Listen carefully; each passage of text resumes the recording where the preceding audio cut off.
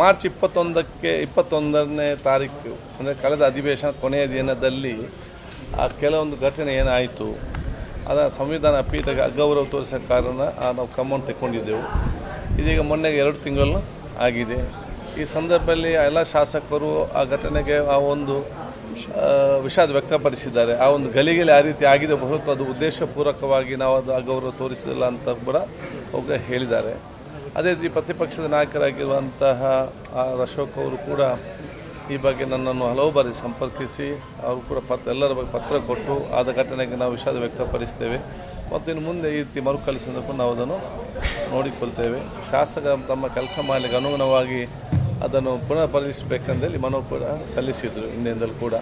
ಅದರ ಜೊತೆಯಲ್ಲಿ ಅವ್ರ ಮನೆ ಮುಖ್ಯಮಂತ್ರಿ ಜೊತೆ ಲಾಮಿನ್ ಜೊತೆ ಕೂಡ ಚರ್ಚೆ ಮಾಡಿದರು. ಇನ್ನಿತ ಹಲವಾರು ನಾಯಕರು ಕೂಡ ಮಾತಾಡಿದ್ದಾರೆ. ಪ್ರಹ್ಲಾದ್ ಜೋಶಿ ಅವರು, ಶೋಭಾ ಕರಂದ್ಲಾಜೆ ಅವರು, ಅದೇ ರೀತಿ ಗವರ್ನರ್ ಅವರು,